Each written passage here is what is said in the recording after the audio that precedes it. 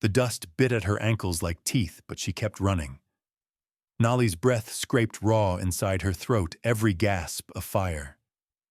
The Arizona sun bore down hard, turning the world into one long, endless sheet of heat and grit. Her feet, bare bleeding, blistered, beat against the dry earth in a frantic rhythm that matched her pounding heart.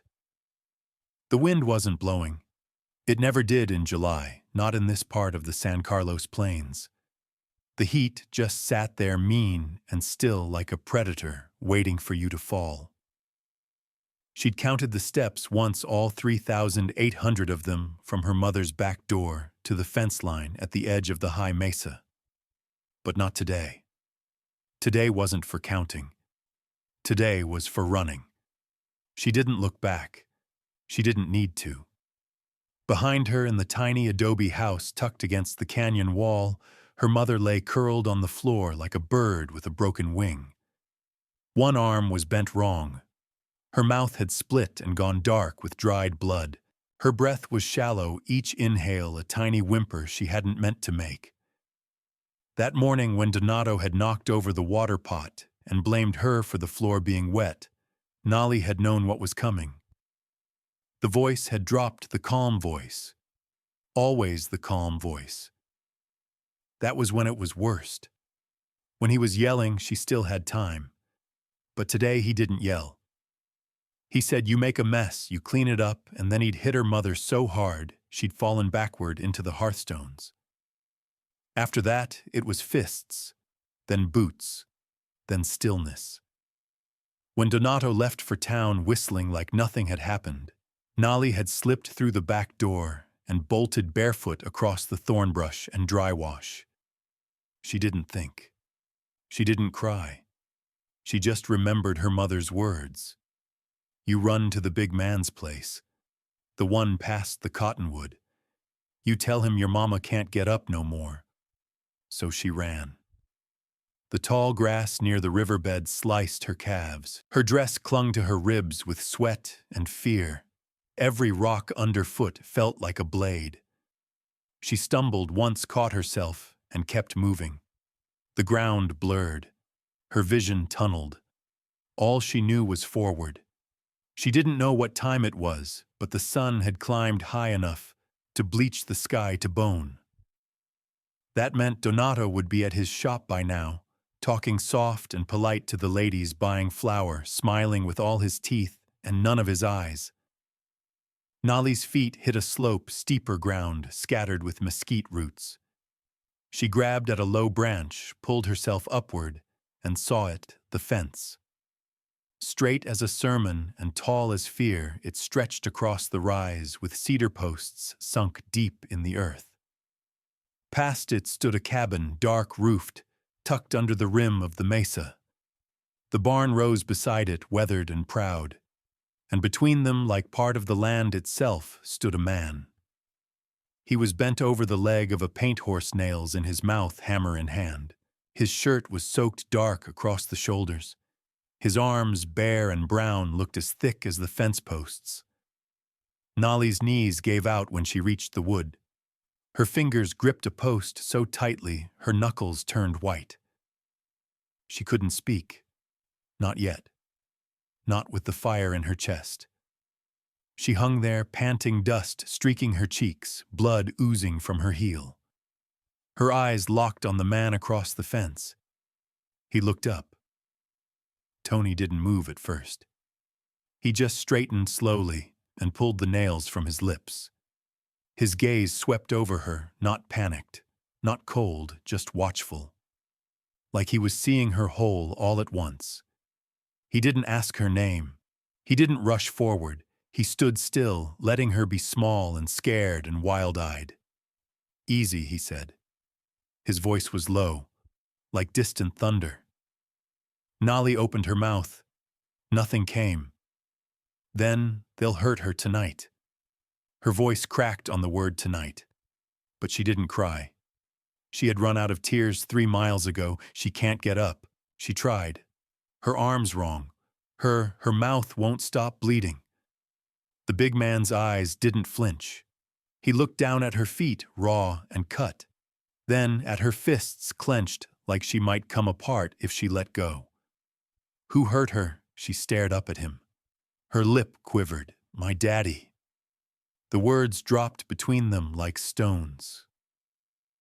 Tony moved then. One stride to the porch.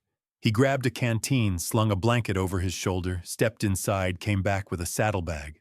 No wasted motion, no words. He whistled low to the paint horse, who shifted its weight and snorted. The saddle went on in 3 fast movements. The girth pulled tight. Then he turned to her again. "You ride." She shook her head.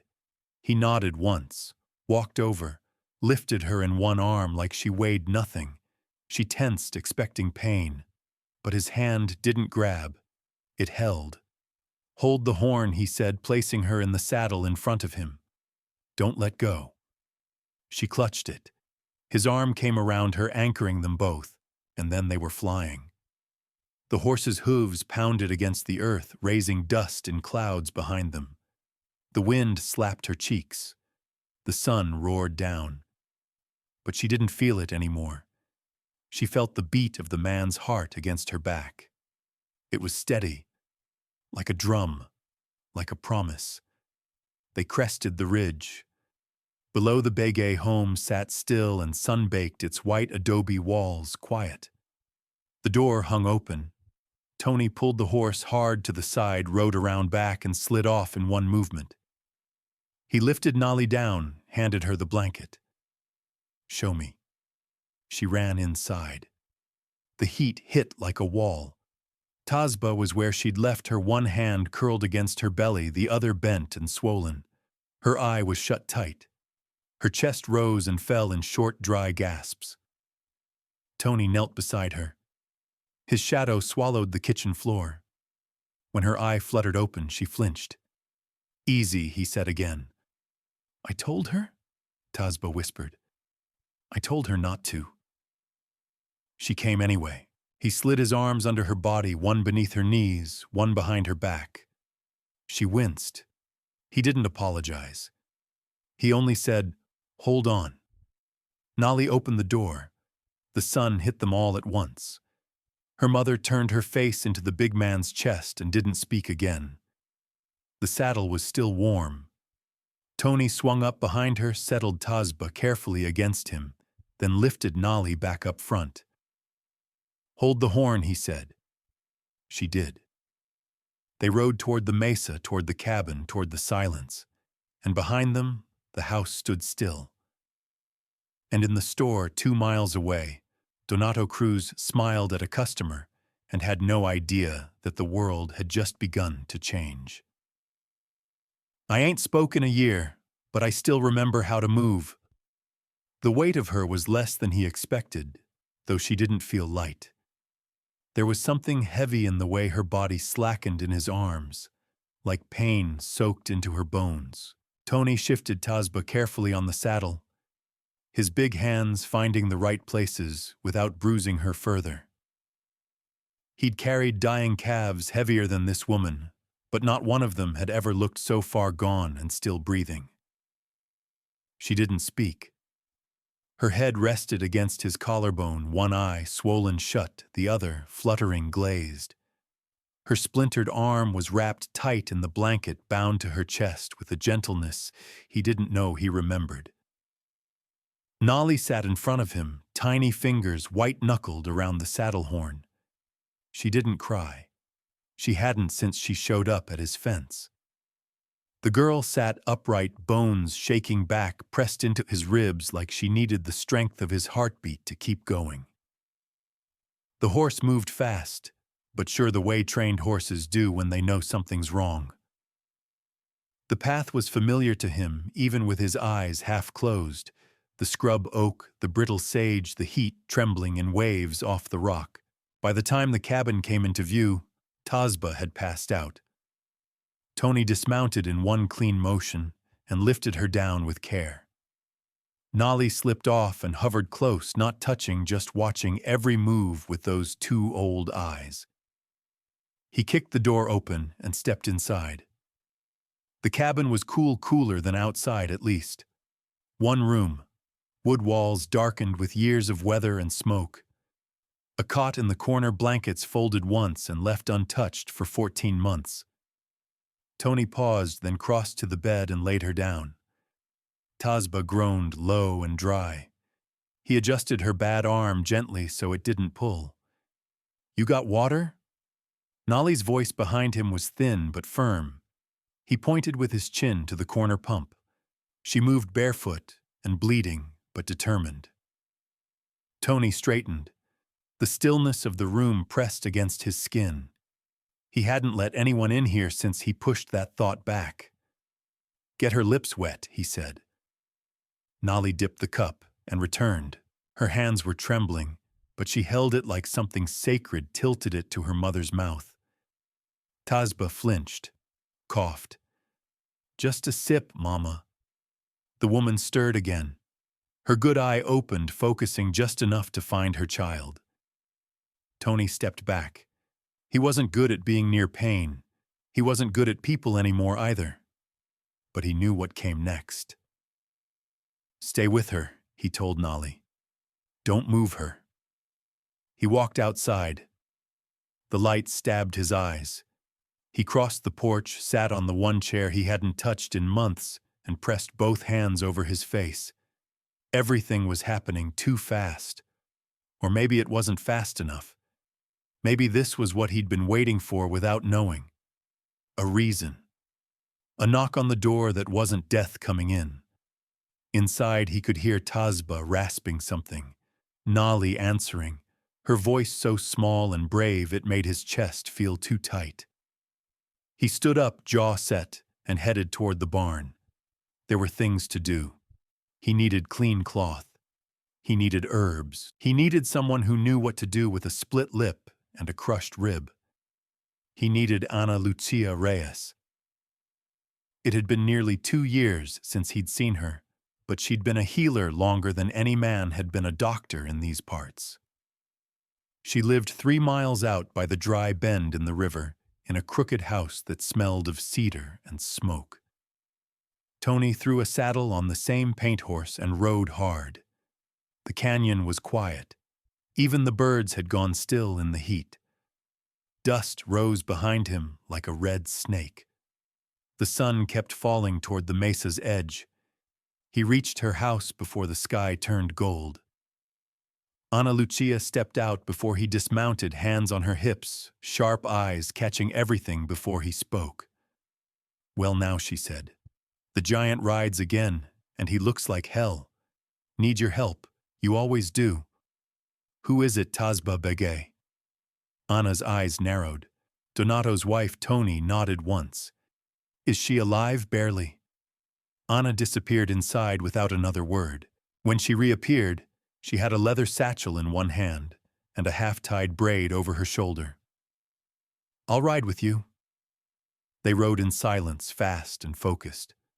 Ana's horse was old but steady. Back at the cabin, the sun was melting over the ridgeline. Shadows stretched long across the clearing. Inside, Nolly sat on the floor beside the bed, her legs tucked under her, still as stone. Tazba's breathing had gone wet. Ana took one look and went to work. "Water boiling," she said. Tony lit the stove without question. Ana opened jars, crushed herbs rolled up her sleeves. She cleaned the lip, pressed a warm poultice to the ribs, set the bent arm with a crack so loud Nolly jumped and grabbed the post of the bed. Tazba didn't scream. She passed out. "She'll live," Ana said, eventually, wiping sweat from her forehead with a linen scrap. "But it'll be a long while before she's whole." Tony didn't answer. He just nodded and handed her a cup of cold water. Nolly hadn't moved. She was still watching every hand movement Ana made like her mother's life depended on it. And maybe it did. Ana turned to the child. "You did good, Mija." Nolly blinked. "Real good. You remember that." Tony walked outside again. The sky had gone indigo, the stars just starting to breathe. He sat on the porch, staring at nothing. The chair creaked under him. His hands hung between his knees.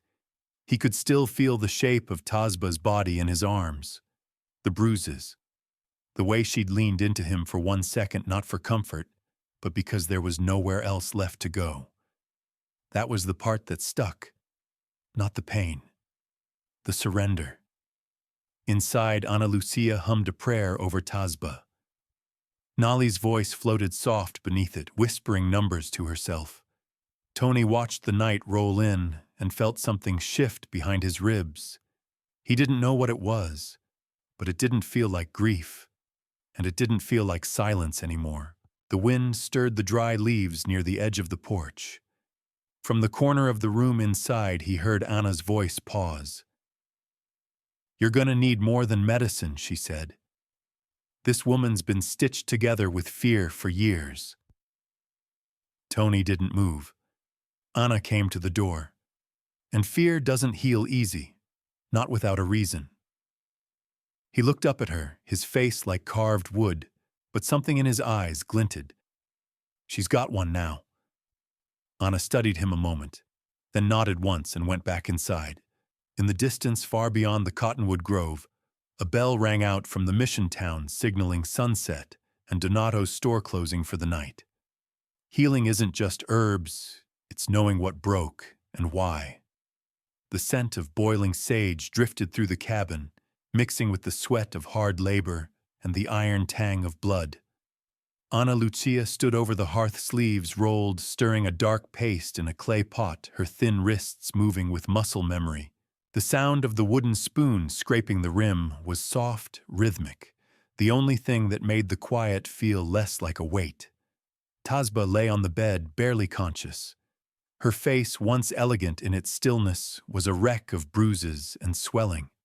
The split in her lip had begun to clot under the salve Anna had pressed into it. Her left eye had opened for a moment, searching the room, only to close again against the firelight. Her splinted arm sat bound to her chest. Every breath she took a fragile wheeze.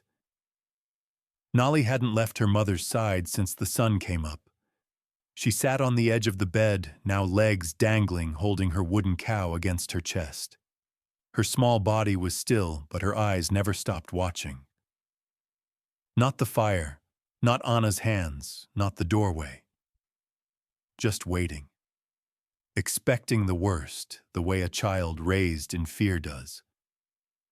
Anna poured the finished mixture into a cracked bowl and carried it to the bedside. "Hand me that cloth," she said without looking. Nali jumped, startled from her silence, and handed her the clean strip from the chair. Anna dipped it into the paste, wrung it out, then pressed it gently to Tazba's ribs. The woman flinched, but did not cry out. "Good," Anna whispered. "Feel something, you fight. Go numb, you're half dead." Tony stood in the doorway, leaning against the frame. His hat was gone, revealing a flat crown of thick black hair.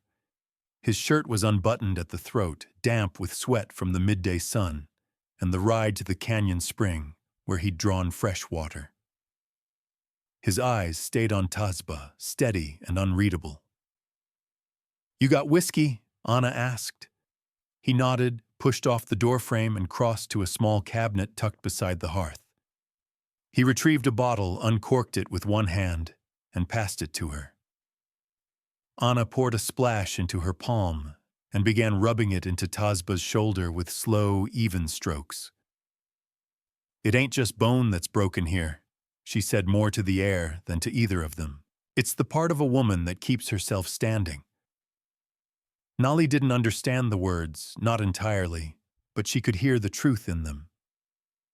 She scooted a little closer, careful not to jostle the bed. "She's always been strong," Nali whispered. "She don't cry." Anna turned her head slightly. "Not crying ain't the same as being strong." Tony knelt and picked up the bandages Anna had already used, setting them aside near the basin. His hands were slow, deliberate. He didn't speak. "You always this quiet?" Anna asked him. He glanced at her. "Most days. Even with a woman bleeding in your bed, she ain't bleeding anymore." Anna snorted, half amusement, half disbelief.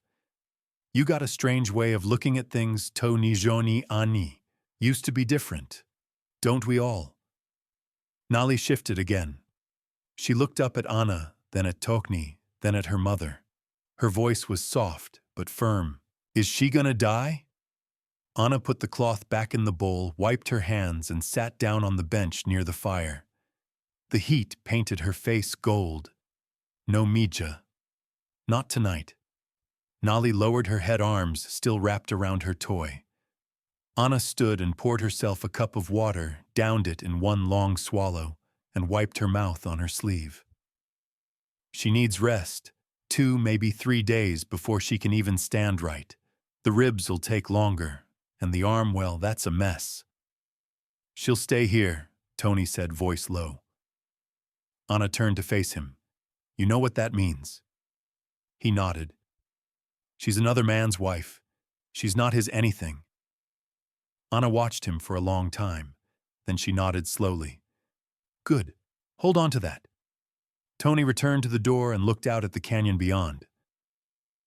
The sun had begun to dip toward the western rim. Orange light spilled over the scrub and turned the dirt path into molten gold. Far off, a hawk circled. Inside, Anna pulled a pouch from her bag and handed it to Nali. Dried roots. You grind these with water. Give her a sip every morning. It'll help her breathe. Nali nodded, holding the pouch like it might disappear. She'll be scared when she wakes, Anna added. She won't show it, but it'll be there. You talk to her anyway. I always do. Anna turned back to Tony. I'll be back tomorrow. I'll ride with you part way, he said. You don't have to. I do. They stepped out into the twilight. The air was cooler now.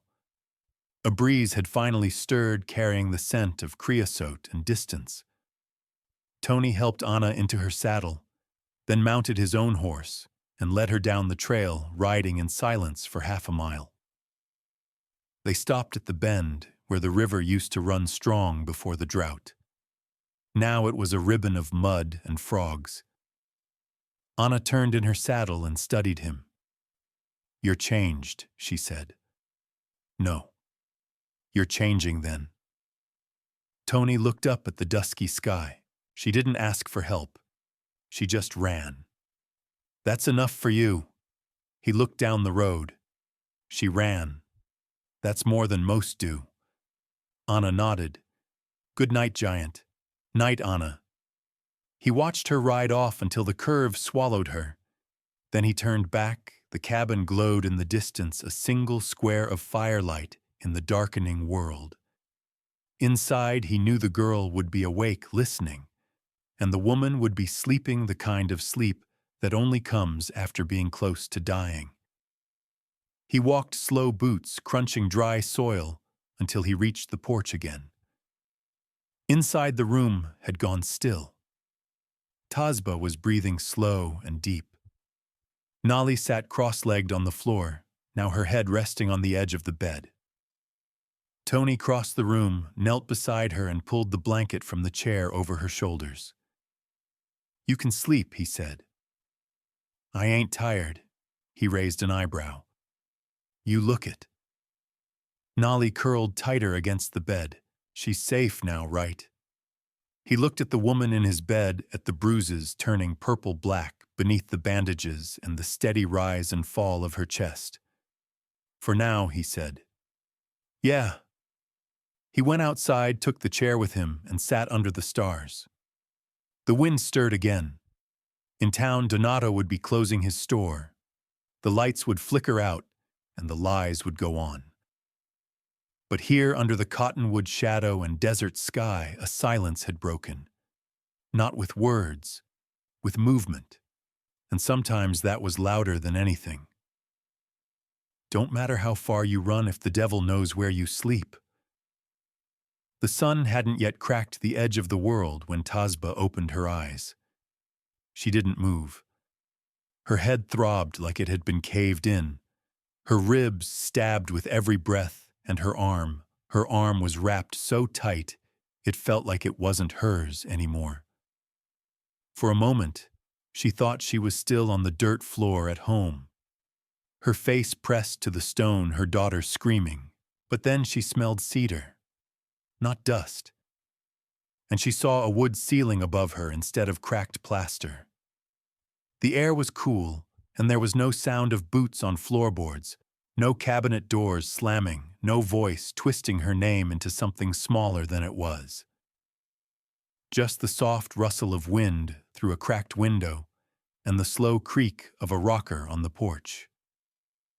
She turned her head slightly and saw Nolly curled up beside the bed, her arms around a blanket, fast asleep. Her jaw clenched even in sleep. That girl never let go, not even in dreams. Tazba tried to sit up and gasped. The pain was immediate and unrelenting, like being stabbed from the inside. The creaking outside stopped. A moment later, the door eased open and Tony stepped in. He ducked slightly through the frame like he always did, broad shoulders shifting to fit inside a house that seemed too small for him. He had a basin in one hand, a cloth in the other. Their eyes met. His were dark, steady, impossible to read. Hers were full of questions, none of which she could speak. "You're awake," he said. She swallowed. Her voice came out hoarse and cracked. "Nolly, she's fine." He set the basin down on the small table beside the bed and wrung out the cloth. "You don't remember coming here?" She closed her eyes. "Bits." "She ran to me, said you couldn't get up. I told her not to." She didn't listen. Tazba tried to laugh, but it came out as a pained exhale. "She never does." Tony sat on the edge of the chair, dipped the cloth again, and gently pressed it to her forehead. The coolness bled into her skin. "I'll take you both back when you're ready." Her eyes flew open. "Back," his gaze didn't waver. "To your home." "No." She didn't shout it, her voice couldn't, but it came out so fierce, so sudden, even Nolly stirred in her sleep. Tony's brow twitched. "He's still there," Tazba nodded, chest heaving. "He won't be gone for long," she said. "He's got a man's nose. He'll sniff her trail if she dropped so much as a scrap. Let him try." She looked at him for a long time, searching for sarcasm or bravado. There was none. Just that steady, quiet fire. "You don't understand," she whispered. "He'll come. He always does." Tony stood, slowly walked to the stove and lit the flame beneath the kettle. "I ain't afraid of him," he said without turning. "That's not the point." He turned back. "Then what is?" She struggled to sit up again this time, managing to get halfway upright. Her breath was ragged, but her spine was straight. "He's not afraid of anything either. Especially not the law.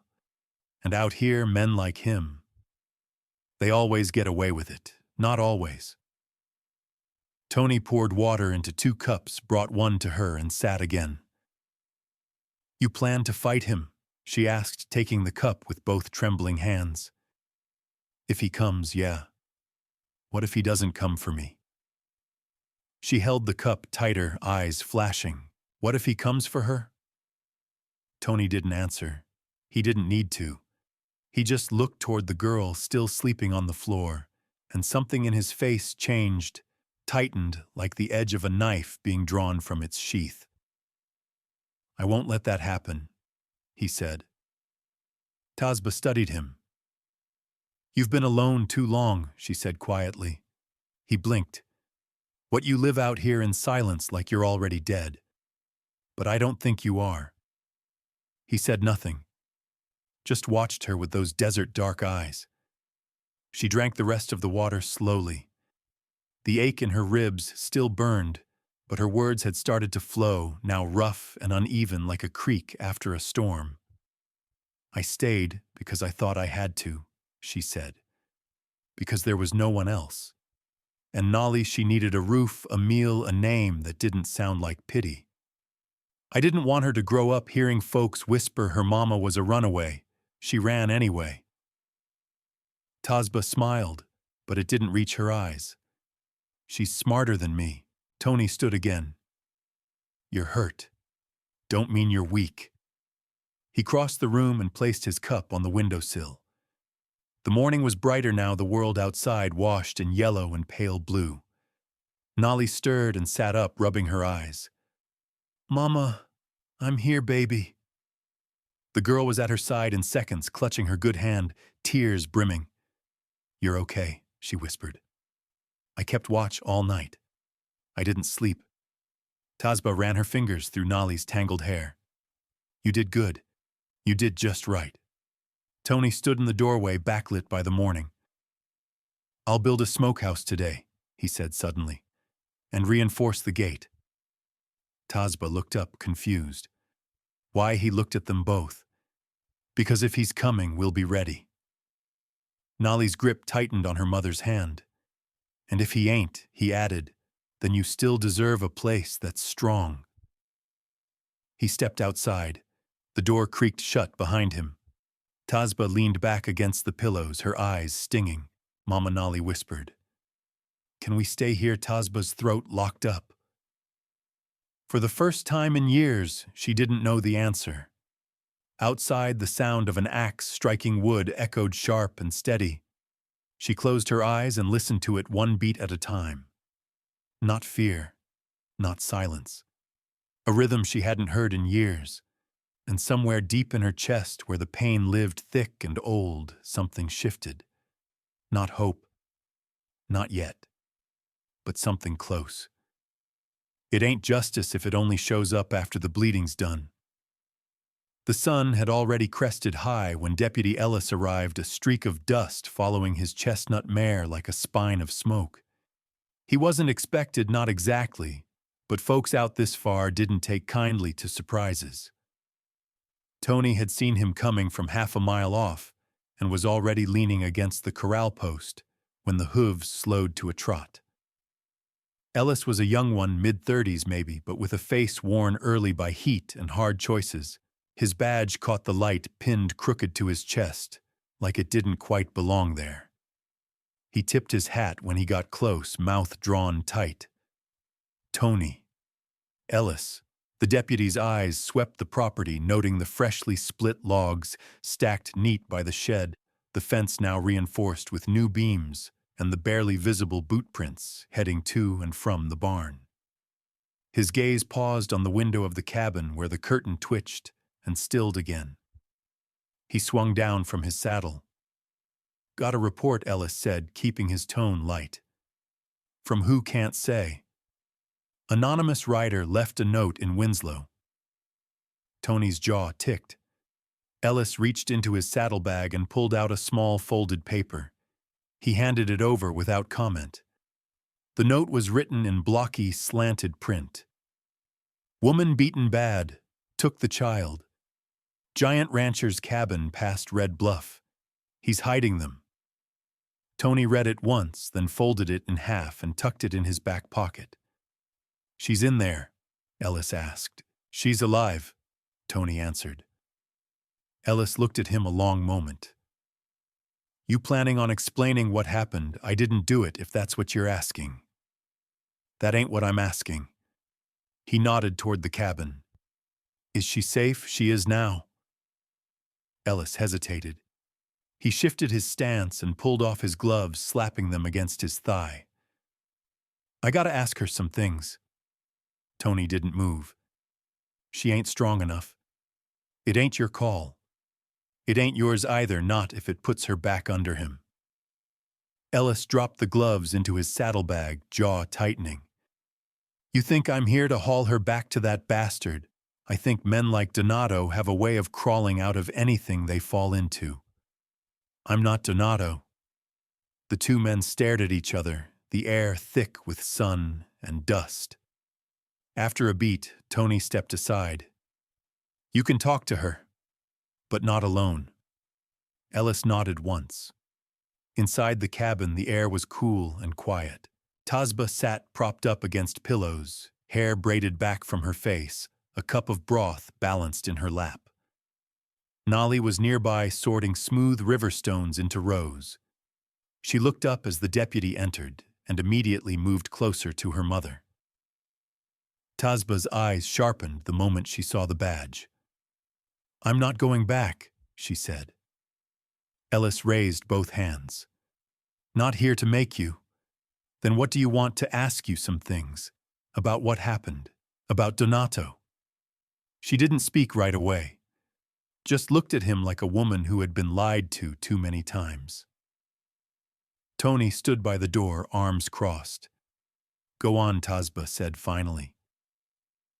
Ellis took out a notebook. "Can you tell me how long he's been hurting you?" Tazba glanced at Nali. The girl kept her head down, tracing the edge of a rock with her thumb. "Since before she could walk," she said. "Did you report it?" "I did.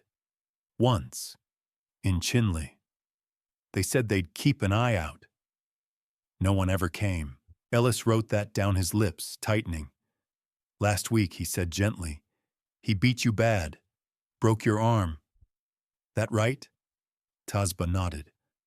"What made you run this time?" She looked at her daughter. Nali, sensing it, came to her side, held her hand. "He said he was going to take her," Tazba whispered. "Said I was broken, that she'd do better with someone else raising her. Someone with money and spine."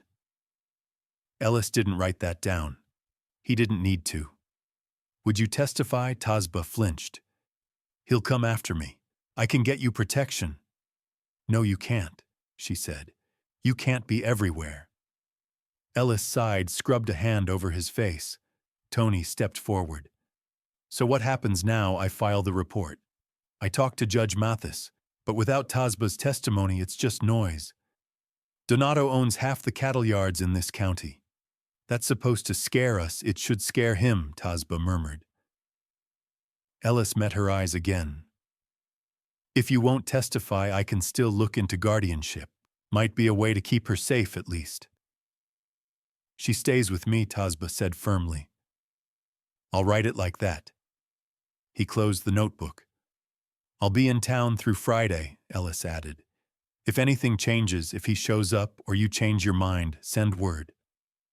Tony walked him out. The sun was higher now, buzzing with flies. Ellis mounted his horse and adjusted the reins. "You sure about this?" he asked. "Hiding her ain't gonna make the storm miss you." Tony looked up at the sky, then back at the deputy.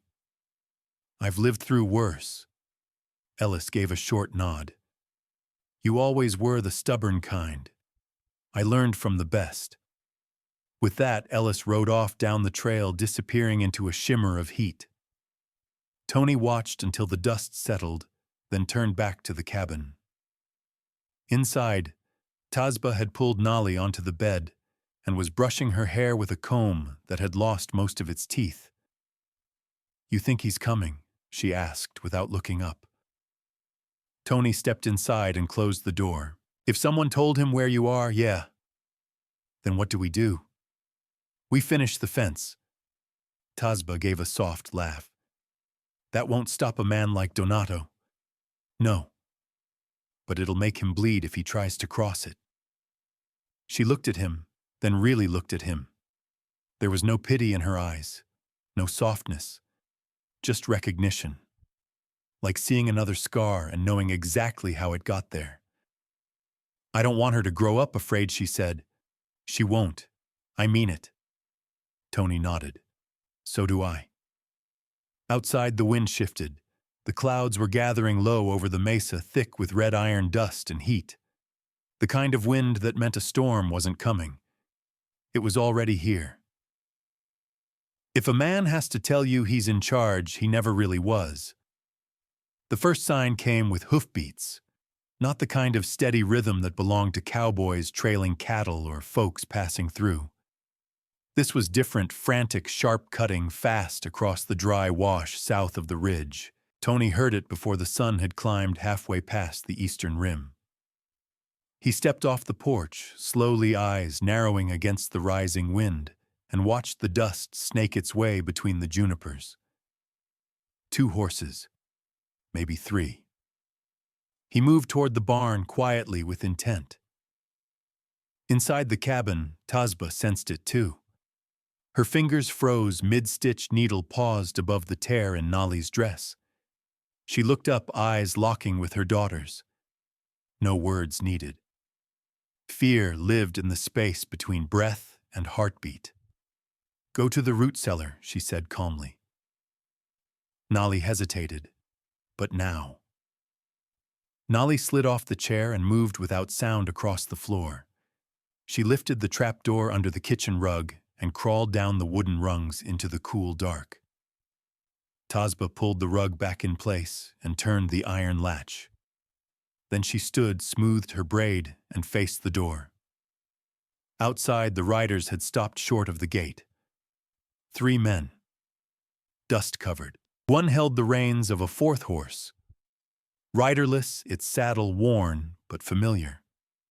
Donato sat in the middle. He wasn't big, not like folks imagined monsters would be. He was compact, coiled like a whip. His mustache was too neat for a man who claimed to do his own dirty work. His boots were polished, even under the trail dust, and his eyes were empty as winter wind. "Morning, giant," he called out. Tony didn't answer. He leaned on the corral rail axe, still in his handshirt damp with sweat from the early labor. His gaze held steady, unreadable. "Where is she?" Donato asked. "Gone." "You lie like a man who ain't good at it." Tony shifted slightly, the axe resting across his shoulder now. "You bring law with you." Donato's smile was slow and venomous. "Didn't need to. You're harboring my wife, took my child. That's kidnapping, theft, maybe worse. She ran from you. She belongs to me." Tony stepped away from the rail slowly. "That's where you're wrong." Donato laughed, but it was brittle. "You always think you're better than the rest of us. Out here building fences like the world's still tame. You think you got enough iron in your chest to stop what's coming." Tony didn't flinch. "You won't leave this land with her." Donato dismounted, dust puffing around his boots. "You really think you can stop me, boy?" "I don't think," Tony said. "I act." Inside the cabin, Tazba stood with a rifle balanced against her hip. The barrel was polished, but the grip worn smooth. It had been her father's. She hadn't fired it in years, but her hands remembered. She watched through the curtain as Donato approached his mouth, running his men holding back like dogs waiting to be let off the chain. And still, Tony didn't move. "I raised her," Donato shouted. "Fed her, paid for every damn thing that's kept her alive." Tazba opened the door. "No," she said. "You paid to keep your pride fed. I raised her." Donato turned. The fury in his eyes was sudden, primal. It twisted his face into something nearly unrecognizable. He took a step forward, but the click of the rifle's hammer froze him mid-stride. Tazba didn't shake. "I ain't your wife," she said. "You think that man can protect you. I don't need him to." Tony stepped beside her now, axe still in hand. His voice was low, deliberate. "You ride off now," he said, "and maybe your boys don't have to bury you." Donato's hand drifted to his belt. The shot rang out before he even touched the handle. It hit the dirt by his boot, flinging gravel and dry soil up in his face. He staggered, shocked more than hurt. "I've got better aim than patience," Tazba said. One of Donato's men shifted in his saddle. The other looked to him for a signal. Donato held up a hand. He wiped the dust from his cheek, his smirk gone. "You got no idea what you've done." "I do," she said, "and I'd do it again." Donato stared at her, then at Tony, then back. He backed away slowly, spit at the ground, and mounted his horse. "You think this is over?" Tony didn't blink. "You're not on your land anymore. Don't ride back." Donato sneered. "You're gonna wish you'd let me take her." His boots clacked against the stirrups. Then they were gone. Just dust again. The wind died. Tazba exhaled slowly. Her knees nearly buckled, but she stayed standing. Tony reached out, steadying her. You all right? She nodded, but her eyes shone. I thought I'd freeze, but I didn't. No, you didn't. She leaned her head against his shoulder, and for the first time in years, let herself be still. A minute passed. Then she moved toward the kitchen, opened the cellar door, and helped Nolly out of the dark. The girl wrapped her arms around her tightly. Did he see me? No, Tazba said softly. He didn't get close enough. That night the wind shifted again. Tony sat on the porch, sharpening his axe in silence. Tazba sat beside him, her eyes on the stars. He'll be back, she said. I know.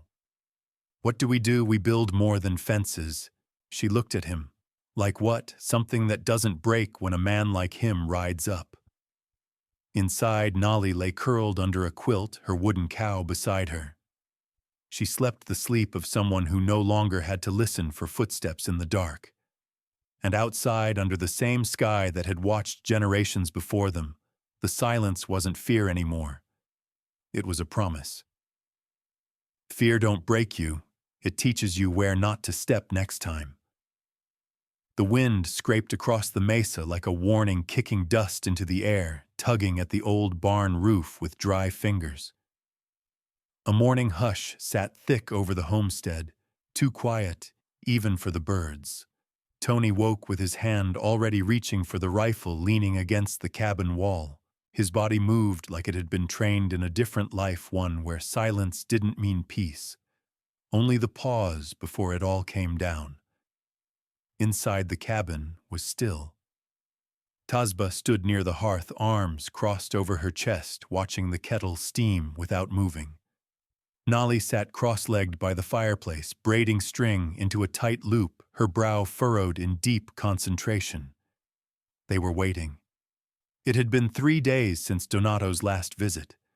3 days of rebuilding fences, cutting new rails, hauling rocks, and posting sentries at the ridgelines. 3 days without a single word from Deputy Ellis. But the stillness had returned unnatural and dense, as if the land itself held its breath. Tony stepped outside and scanned the horizon. The dust trails were back. Subtle, almost nothing. But they were there. Riders again. Slower this time, more deliberate. He counted 4 shapes, silhouettes against the early sun.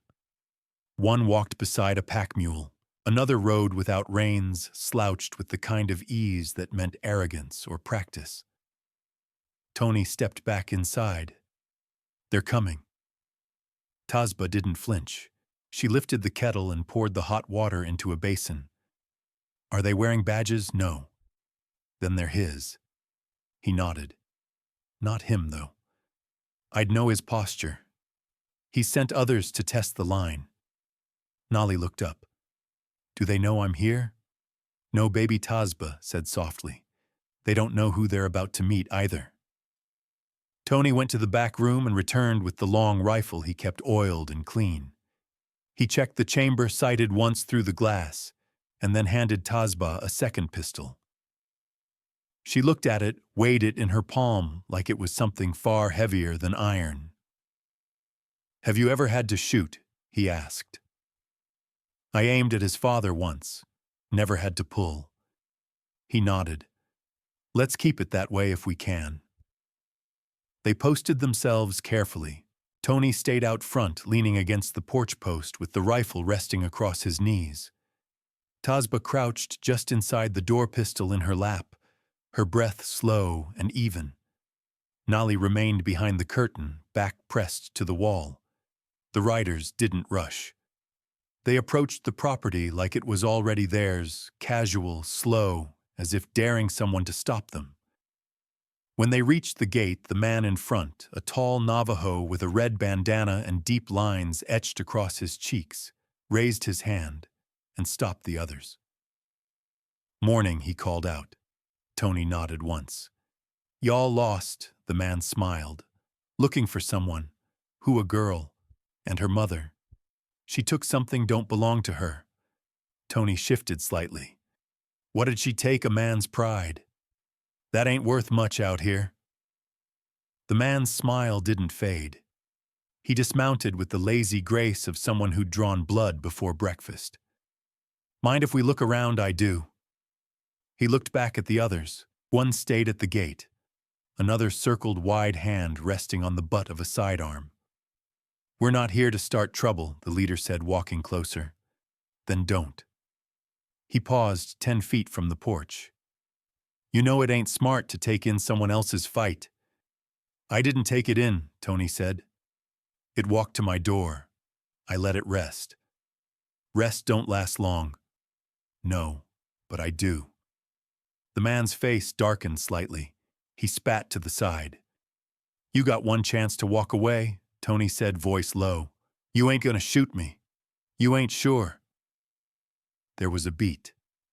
The kind of moment where men balance between decision and consequence. Then the third rider, an impatient one with wild eyes, drew too soon. The crack of Tony's rifle split the air. The bullet hit the man's saddle horn just above his fingers and sent him tumbling to the ground. He landed hard, the gun flying from his hand. Dust clouded around him. The mule reared. The man on the porch never stood. He never had to. I said walk away, Tony repeated. The leader raised his hand. Enough. He turned toward his men, voice sharp. Mount up. But now. They obeyed. As he stepped back toward his horse, the leader paused. You're building a wall around a woman who don't belong to you. I ain't building a wall, Tony replied. I'm giving her ground to stand on. The man nodded, once a flicker of respect beneath the tension. Then they rode out the way they came. Inside the cabin, Tazba sank slowly to the floor, pistol still gripped tight. Her hands trembled for the first time. Nali came to her side. Is it over? The girl asked. Tazba looked at her. No, baby. Not yet. Tony came in quietly. He set the rifle down, poured water into a tin cup, and handed it to her. She drank deeply, then wiped her mouth with the back of her hand. They'll send more, she said. I know. I don't want to keep running. You're not. She looked at him, exhausted, but steady. Then what are we doing? Teaching them we're not prey. Later that night, Tazba sat with Nali under the stars, the quilt wrapped tight around them both. The girl leaned her head against her mother's chest, listening to the heartbeat that had carried her through every shadow. You scared today, Nali whispered. Yes. But you stayed. Tazba kissed her daughter's head. Because some things are worth being scared for. And in that moment, beneath the blanket of the dark sky, fear wasn't weakness. It was a compass pointing them both toward something worth defending. Sometimes silence ain't peace, it's just the moment before thunder. The sky that morning was too still, too pale. The kind of silence that stretched long across the land and made horses snort uneasy. Tony stood by the water trough, arms slick with sweat from the early work. He'd been up before dawn, splitting logs and driving nails into new fence posts, not because it needed doing, though it did, but because it kept his hands from shaking. Inside the cabin, Tazba was boiling coffee strong enough to peel bark. She moved with purpose, sleeves rolled up, apron tight, but her eyes kept darting to the window. Nali sat at the table, carving a sliver of wood into a doll's leg, her brow furrowed in focus, small tongue poking out the corner of her mouth. The quiet had stretched too long. It was Tony who heard the rider first. Not fast like before, not loud, just one horse, steady hooves crunching the hard ground, deliberate and slow. A man riding with time on his side, like he knew what waited and didn't care if it came now or later. Tony stepped onto the porch and saw the rider crest the ridge. It was Donato. He wasn't hiding this time. He wore a dark coat, despite the heat, his hat pulled low, and his expression unreadable from the distance. A thin trail of dust curled around his horse's legs as he descended the slope. Tony's stomach coiled. He reached back into the doorway and picked up the rifle leaning inside. His hand didn't tremble. By the time Donato reached the gate, Tony was waiting. "You came alone," Tony said. Donato didn't answer right away. He dismounted slowly, tied the reins to the post like he owned the place. "You turned this into a battlefield," he said calmly. "I built a home. Built it on land that ain't yours. Sheltering a woman that ain't yours. Raising a child that's mine." Tony stepped forward one pace. "You lost the right to all of them." Donato stared at him, then looked toward the cabin. "She in there, she's where you can't reach her." Donato nodded slowly, eyes never leaving the doorway. "You think hiding her is justice," no, Tony said. "But it's something like mercy, which is more than she ever got from you." Donato pulled off his gloves, tucking them into his coat. "You know why I came to try and take her back?" "No." Donato's voice dropped. "To end it." He unbuttoned his coat, slowly revealing the grip of a revolver holstered low at his side. He didn't touch it, just let the sight of it hang there between them. Tony didn't blink. "This how it's gonna be?" Tony asked. "I gave her everything," Donato said. "Food, roof, my name. She still ran. You gave her fear. That's not the same." The door creaked open behind them. Tazba stepped out, rifle across her arms. She didn't point it, but her presence shifted the air. Donato turned toward her. "You really gonna let him speak for you?" "No one speaks for me anymore. You think this ends well for you? You think the law's gonna stay quiet when they find out what you did?" "I tried the law," she said. "They folded. Like you always do when someone pushes harder." Donato stepped closer. Tony raised the rifle half an inch. "That's far enough." But Donato didn't stop. Tazba moved past Tony, stepping between the two men. Her hands were steady. "You don't scare me anymore." Donato's voice dipped low. "You think this man's gonna save you?" "No. I saved myself." There was a flicker in Donato's eyes, something like disbelief wrapped in rage. He opened his mouth again, but before he could speak, the sound of hooves thundered from the distance. Fast, urgent. All three turned. Dust rose in a tight line from the southern pass. Two riders, both pushing their horses hard. As they neared the front, one raised his hand high. Deputy Ellis. They reined in hard near the gate. Ellis dismounted before the dust even settled. "Back off, Donato." Donato's jaw clenched. "I'm on my own land. You passed 4 markers that say otherwise." Ellis reached into his satchel and pulled out a folded document. He held it up. "Judge Mathis signed a protection order. Tazba and her daughter are under my jurisdiction until a full hearing." "That won't hold," Donato hissed. "It'll hold long enough to make you bleed if you try anything." Donato's face twisted. "You think paper scares me?" "No," Ellis said, "but jail might." Donato stepped back, his mouth opening, then closing again. He looked at Tony, then Tazba. "You ain't won," he said. "This ain't a game," Tazba answered. He spat at the ground, turned on his heel, and mounted. He rode off without another word. Ellis let out a slow breath. "I rode hard for that signature." Tony clapped him on the shoulder. "You made it." Ellis nodded. "He's gonna look for ways around this. You know that." Tony nodded. "We'll be ready." Tazba watched the rider disappear over the ridge. "I'm tired of ready," she said softly.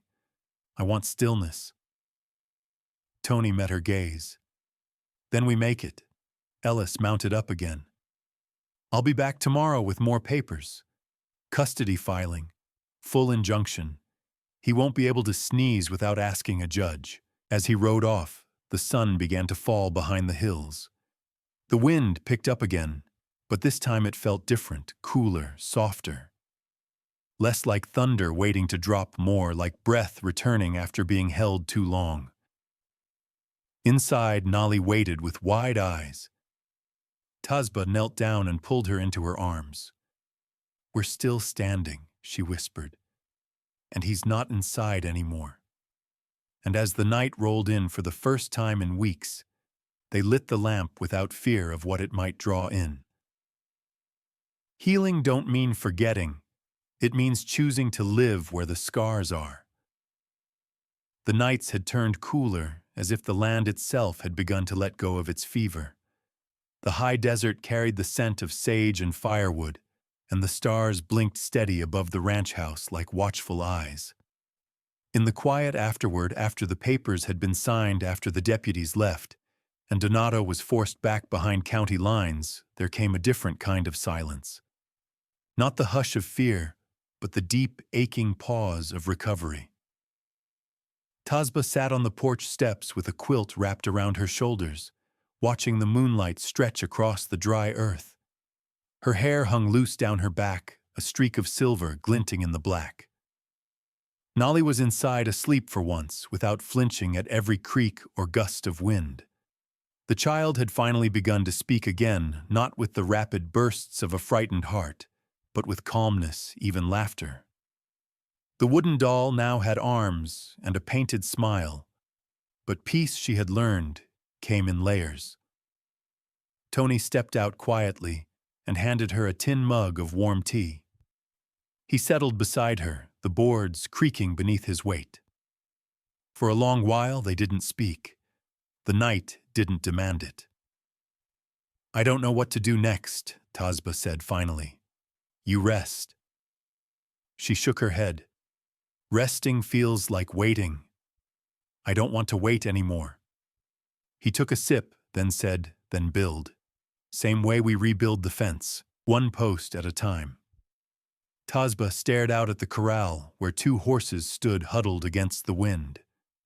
"I keep expecting him to show up in the dark, like a shadow that doesn't forget where it fell. He won't cross that line again. Not without bleeding for it. I used to think I was strong for surviving him." Her voice was soft, hollow, but survival was just the shell. The real part, the healing, that's what's hard. Tony reached over, touched her hand. "You're doing it. Every breath." Inside, Nolly stirred once, then turned in her sleep. The cabin held the warmth of coals and the scent of cedar. The next morning, Tazba began to plant.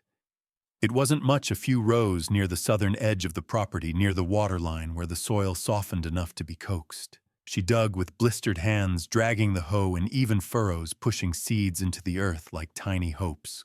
Nolly joined her, kneeling beside her in the dirt palms, dark with soil hair braided tight to keep the wind from pulling it free. "What are we planting?" Nolly asked. "Corn? Beans? A little squash? Why those, they grow strong together." Tazba looked up. Tony had stepped out of the barn with 2 coils of wire and a bucket of nails. "Like people," he said. "You plant them near each other, they protect one another." The work brought sweat and aches, but with it came stillness of a different kind. That afternoon, they repaired a section of the fence where the boards had started to sag. Tony let Nolly drive one of the nails herself, holding the hammer with both hands, tongue between her teeth, striking awkward but proud. Later that week, Marta arrived. She came riding a mule the color of Riverstone saddlebags, full of cloth-dried meat and news. Her arrival stirred the air like thunder, though she brought nothing but kindness. Her hair was tied in a blue kerchief, eyes sharp and lips quick to smile. Tazba greeted her with open arms. "I came to see the woman who made Donato eat his teeth," Marta said with a grin, "and to make sure you weren't bleeding." "I bled already," Tazba said. "Now I'm stitching." They sat on the porch and talked long into the afternoon. Marta's voice was full of stories, some true, some not, but all comforting in their way. She shared tales of women up north who had taken back their homes, of a widow in Red Mesa who'd run a rail bar alone, of a girl who carved dolls from juniper and sold them to traders in Shiprock. "You're not alone," Marta said. "Never were." Nolly brought them coffee, careful not to spill. Marta looked at her, then back at Tazba. "She looks taller already." "She's not afraid of the night anymore," Tazba whispered. That evening, the three of them cooked together fry bread and roasted Chili's beans, with smoked deer meat and sweet apples sliced thin and dusted with cinnamon. The smell filled the cabin like memory, and for a moment, it felt like nothing had ever been broken. Marta stayed the night in the barn loft. Before she slept, she leaned over the porch rail and looked at Tony. "You watch her," she asked. "Every moment. Good. But let her breathe too. Even eagles need the sky." The next day, Marta rode out with a promise to return. And the work continued. They repaired the well pump, fixed a loose hinge on the barn door, cleaned out the shed, filled with tools wrapped in cobwebs. Nolly painted the fence posts with leftover red clay, marking them like sentries. Tony taught her how to tie knots, how to track small animals by their prints, how to whistle with her fingers. Each day came with fewer shadows, but the healing wasn't always quiet. One night, as the wind howled through the cracks, Tazba woke, gasping, heart racing. The dream had returned, Donato's voice rising behind her, his boots slamming the floor, the scream she never got to finish. She sat upright, breath shallow. Tony was already there. He sat beside her, didn't speak, just laid a hand on her back until her breathing slowed. "I hate that he still lives in my head," she whispered. "He won't forever." "You sure I know the land," he said. "Things grow where they're watered, but they also dry out when you stop feeding them." She leaned into him, and the silence wasn't hollow. It was shared. And outside, the wind passed without finding cracks to crawl through. "You can cover a wound with dust, but it'll still burn when the rain comes." The rain came without warning, sliding in low and gray across the high desert like an old promise finally kept. It was gentle at first, tapping soft on the roof, soaking into the cracked ground, sweet-smelling like sage and wet earth. But as the afternoon stretched, the skies deepened, and the storm came heavier, hammering the tin roof, drumming on the porch, like fists from the sky. Tazba stood at the window, her arms wrapped around her middle. The garden she'd coaxed to life over weeks was now drowning the furrows she'd shaped, running wild with water. Nolly sat behind her, tracing finger trails on the fogged glass eyes, wide silent. Tony pulled the shutters tight, muttering about the flash runs that sometimes came with sudden storms. He double-checked the barn doors, guided the horses to higher ground behind the corral, and returned soaked through the shirt eyes, dark with tension. "It's pushing down hard from the hills," he said. "We'll ride it out, but you should pack a bag. Just in case." Tazba nodded, but something in her body had gone rigid. The sound of rain, what once had meant cleansing, now echoed too close to old fear. In the past, storms had never brought safety. They had been the sound of slammed doors, of excuses, of Donato's whiskey-soaked rages. Nolly whispered, "Is the rain bad?" "No, baby," Tazba said, kneeling beside her. "The rain is just loud. We're safe." The thunder cracked like a rifle overhead. Tony moved to the door, hand on the knob, but he paused before stepping back out. "There's something coming with this storm," he said. Tazba watched him. "What do you mean?" He shook his head. "I don't know, just a feeling." The wind shifted again. There was a chill behind it, sharp and unnatural. That night the lantern flickered even with the glass closed. Shadows twisted across the floor, and the fire hissed low. They didn't speak much, words felt brittle in that kind of silence. Then came the knock. 3 slow raps. Deliberate. Tony rose first. He grabbed the rifle without a word. Tasba pressed Nolly into the far corner, hands steady, but blood drained from her face. The second knock followed. Same rhythm, unrushed. Tony opened the door 2 inches, just enough to see. Rain whipped sideways across the porch. And there he was, Donato. He stood alone, soaked from hat to boot, but upright and unfazed. His coat clung to him like it had grown from his skin. In his left hand, he held a folded slip of paper. In his right, a knife with a bone handle. He didn't raise either. He just looked. Tony didn't open the door further. "You got a death wish?" he asked. Donato smiled, but there was no humor in it. "I got something better.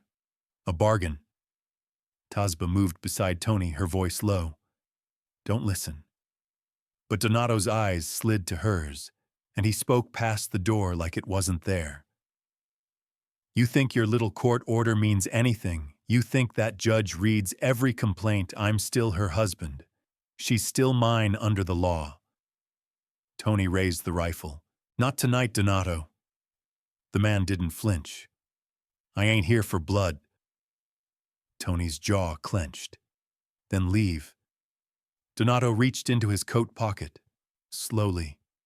He pulled out a thin sheet, crumpled but dry in the center. "Signed by Judge Kilburn. Got it downstate. Says she's in violation of a spousal agreement. Claims she ran with my child and property. They gave me jurisdiction again." "That's not how it works," Tasba snapped. "You think the law's clean?" he sneered. "I paid better. And this land, it's in my family's name." Tony took a step out onto the porch. "Get off this property before I drag you down that slope." But Donato didn't move. "I came for her to sign custody terms. I'll leave after." "You'll leave now," Tony said. The rain drove harder, but the 3 stood like stone. Then Donato shifted his hand just an inch toward the knife, and Tony fired. The bullet hit the porch post 2 inches from Donato's head, splintering it into the dark. The sound cracked the night open. Nolly screamed from inside. Donato didn't retreat. His smile broke, then twisting. "I'll be back," he growled, "and I'll come with men." He stepped down from the porch and vanished into the wet dark. Tony didn't move until the hoofbeats faded. Inside, Tasba found Nolly crouched under the bedhands over her ears. "It's okay," she whispered, pulling her close. "He didn't come in. We're okay." Tony locked every door, every window, nailed boards across the ones that hadn't been reinforced yet. He didn't speak, but his eyes told the truth. Something had shifted. Donato wasn't finished. "He'll come again," he said, "with more than paper." Marta returned 2 days later, bringing word from a contact in the county seat. Donato had bribed Kilburn, all but bought a temporary order reversal, and planned to ride back within the week. With deputies tied up in border raids, the local law wouldn't reach them in time. Tasba stared down at the dirt path that wound from the gate to the house. It shimmered in the light, dry again, now cracked but holding. "We'll fight," she said. "You shouldn't have to," Marta told her. "I already did," Tasba said. "Now I just finish it." And under the high, pale sky of New Mexico, they began to prepare, not with fear, but with purpose. Every nail, every stone, every plan whispered one thing over and over.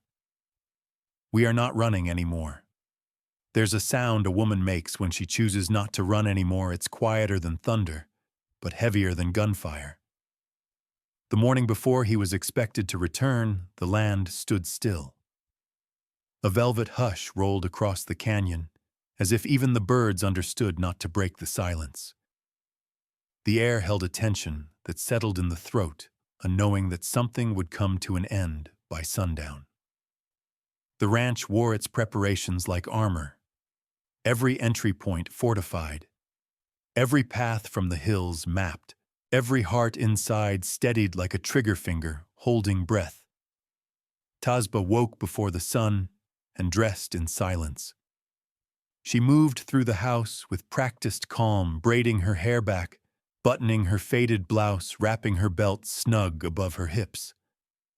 Nolly slept curled in a tight bundle on the cot in Marta's room, her wooden doll tucked beneath one arm. Tazba watched her daughter's chest rise and fall and whispered a promise only the walls heard. Marta met her in the kitchen, black coffee already hot. "He'll come in the light," she said. "Cowards love spectacle. He won't take her," Tazba replied. Marta looked at her expression unreadable, then slid a holstered pistol across the table. "I taught you how to shoot for a reason." Tony came in from the barn, his coat dusted with morning chill rifle slung over his shoulder. His eyes swept the kitchen and landed on Tazba. "You ready? No," she said. "But I'm done being afraid." By midday, the clouds had begun to gather again, low and thick like smoke from some far-off fire.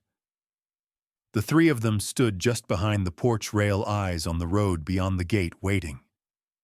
Nolly remained inside with blankets and food, and Marta's smaller revolver tucked into the basket of kindling.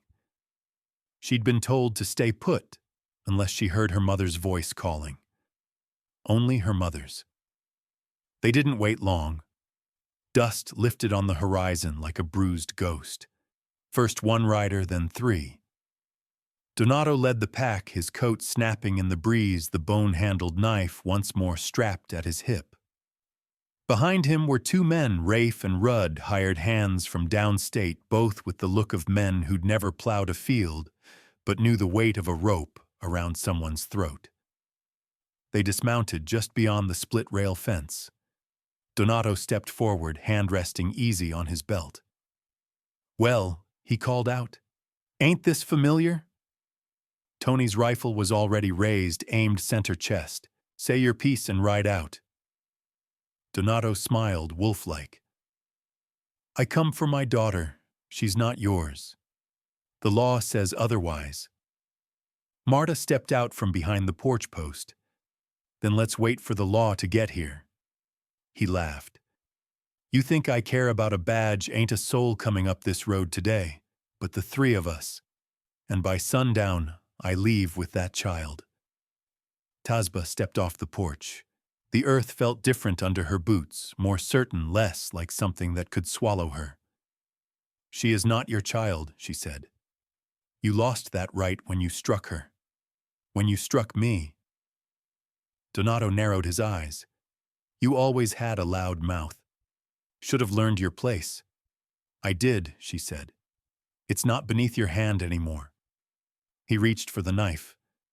That's when Tony fired. The shot cracked the stillness, striking inches from Donato's feet. The dirt exploded in a puff, enough to stagger the horse behind him. "You move for that blade again," Tony said, calm and hard, "and the next one splits your rib." Rafe and Rudd exchanged a glance. Rafe stepped forward, hands out. "Look, we were paid to escort a man on a family errand.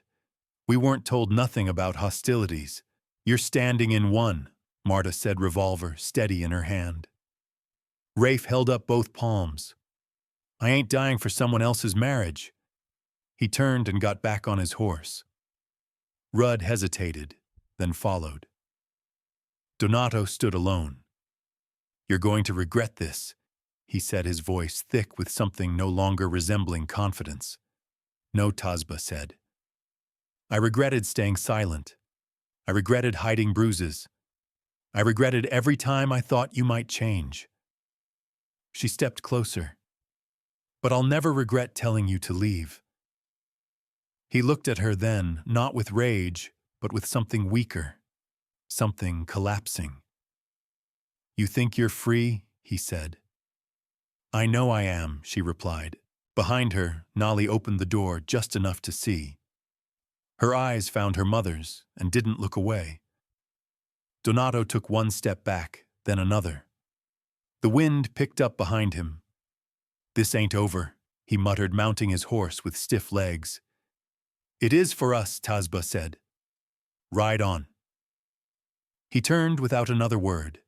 Dust curled beneath hooves. The road swallowed him. The silence afterward was sharp. Marta exhaled first. "He'll try something again someday. Let him," Tazba said. Tony lowered his rifle eyes, not leaving the horizon. "We'll be ready." Tazba walked back inside. Nali ran into her arms. "You didn't let him take me," the girl said. "I never will," Tazba whispered, holding her close. That night they lit a fire, not for warmth, but for celebration.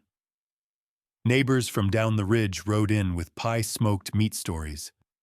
Marta brought whiskey, and Tony sang an old song in Navajo that Tazba remembered from childhood. Laughter echoed in the dark. No sirens, no judges, just voices, just light.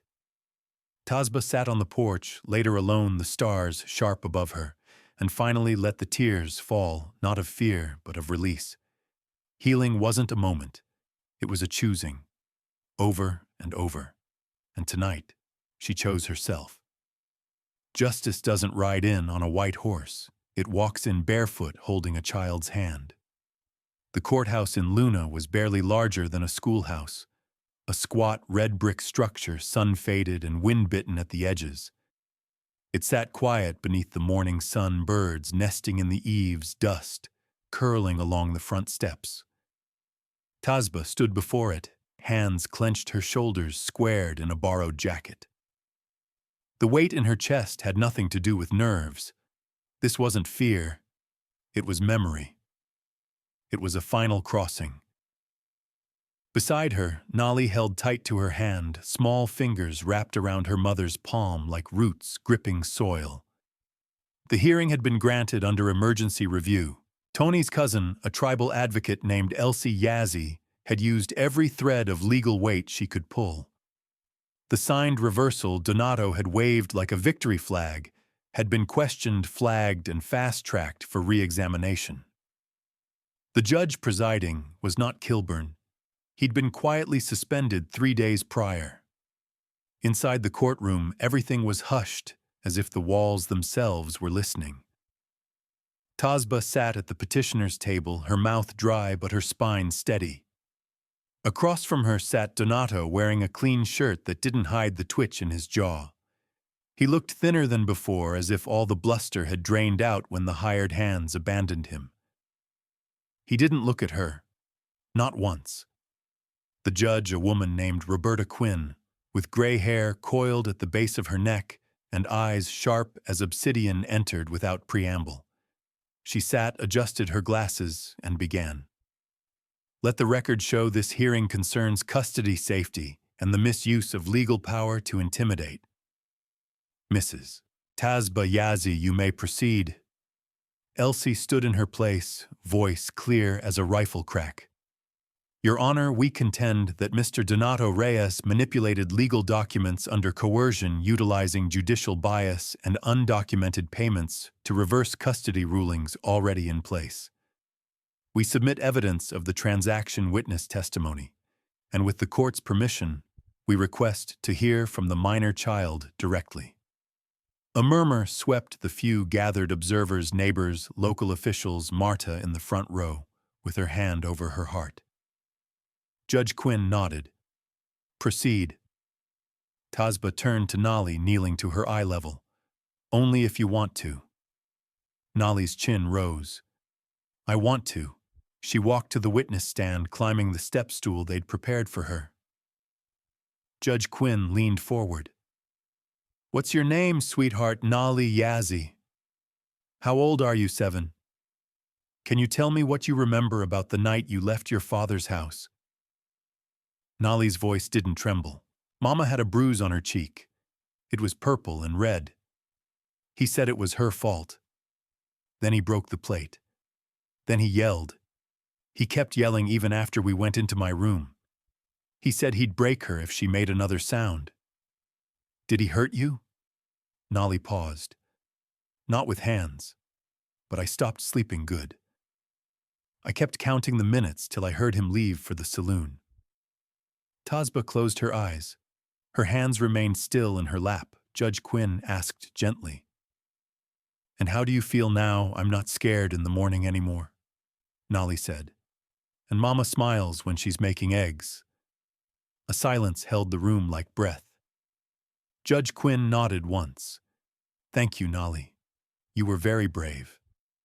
Donato didn't rise. He didn't speak. The judge turned her eyes to him. "Do you wish to respond, Mr. Reyes?" He shook his head. It wasn't refusal. It was resignation. When the judgment came, it was written like scripture. The court finds the reversal granted under Judge Kilburn null and void. Full and permanent custody awarded to Tasba Yazi. Furthermore, a lifetime restraining order shall be enforced. Any breach will result in immediate arrest. No one clapped. It wasn't that kind of moment. It was heavier than applause, like thunder without sound.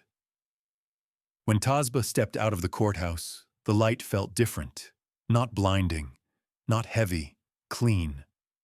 Marta met her halfway down the steps and pulled her into a fierce hug. "It's done." No, Tasba whispered. "It's begun." That evening they rode back home. The land rolled golden around them, the late sun casting long shadows from the cottonwoods. Tony waited by the porch with a quiet smile and his hand open. Tasba took it. They didn't speak much that night. They didn't have to. The peace in silence is different from the hush of fear. It breathes instead of hides. Later, Tasba sat at the kitchen table with Nolly, a sheet of paper between them. "What are you drawing?" she asked. "Our house," Nolly said, "and a sun that doesn't hide." Tasba brushed a strand of hair behind her daughter's ear. "That's a good sun," she said.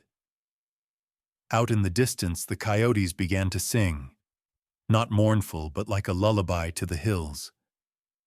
Tasba stood and stepped outside. The air smelled of cedar and promise.